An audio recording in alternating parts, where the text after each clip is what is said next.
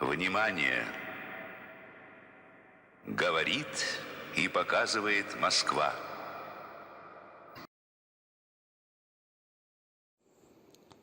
Statement by the Government of the Union of Soviet Socialist Republics.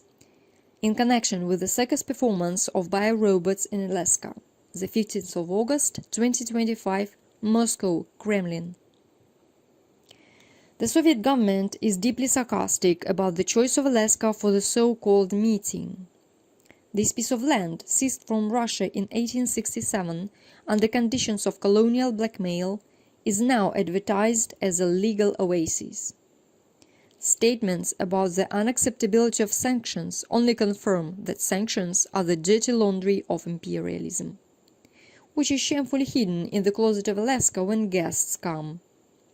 It is naive to believe that a territory turned into a giant military base can be neutral.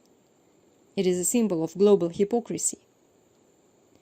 The USSR cannot help but comment on the pathetic farce involving two political holograms, conventionally referred to as presidents. Bio-robot number 1, labeled USA, a product of Wall Street and Pentagon Labs. His software demonstrates a critical level of glitches. It stutters at the word social justice, freezes on the issue of universal health care, and issues a system error when prompted for fair elections. Funded by the oligarchs of Silicon Valley. Bio-robot number 2, marked RF.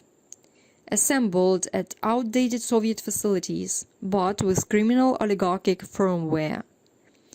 He suffers from a chronic syndrome of historical myth-making, the Molotov-Ribbentrop Pact, and a paranoid fear of color revolutions. He feeds on petrodollars and nostalgia for serfdom. The main director is a shadowy cast of bankers and generals, pulling strings from their bunkers near New York and Moscow. Their only program is profit maximization at any cost. The clone dialogue is not a negotiation. It is a synchronized voiceover of a pre-written script about a new redivision of the world behind the backs of nations. The sight of two clones comparing their artificial nuclear suitcases against the backdrop of Alaska glaciers is not diplomacy. This is an expensive stream in the style of How We Decided Your Fate while you were watching a reality show. Any agreements signed by these dummies are legally insignificant because they are signed not by peoples but by the avatars of capital. Morally poor because they only serve to prolong the agony of a dying system. Practically harmful because they distract from real problems. Climate catastrophe, poverty, and a new arms race initiated by their owners. The principled position of the USSR. The USSR is the only legitimate government of the working people of the whole world. Only the Soviets have the right to speak on behalf of the peoples who have gone through the crucible of anti-fascist struggle and the creation of socialism. The arrangements made by the clones without the participation of the USSR are nothing more than a pirate contract on a sinking ship of capitalism. Sanctions are the weapon of bankrupts. Their shutdown in Alaska only proves this is not a law, but an on-off button in the hands of speculators. The USSR demands the complete destruction of this instrument of neo-colonialism.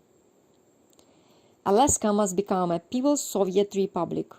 Its resources are the property of indigenous peoples and working humanity, not a playground for genetically modified politicians. Requirements for humanity. Boycott the digital circus of imperialism. Do not watch broadcasts. Do not comment on fake leaks. Do not believe in the historical handshakes of androids.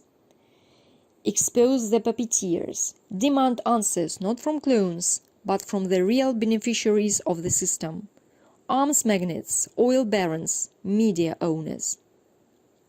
While the holograms of imperialism are playing out their virtual apocalypse in Alaska, The USSR is building bridges of real solidarity. Their world is a simulacrum. Our world is in a struggle. Humanity, choose digital slavery to biorobots or socialism of living people. For the government of the USSR, Chairman of the Council of Ministers of the USSR, Chairman of the Headquarters of the Supreme High Command of the Armed Forces of the USSR, People's Commissar of Defense of the USSR, Marshal of the Soviet Union, Hero of the Soviet Union, Alexander Vasilievich Neviditsyn.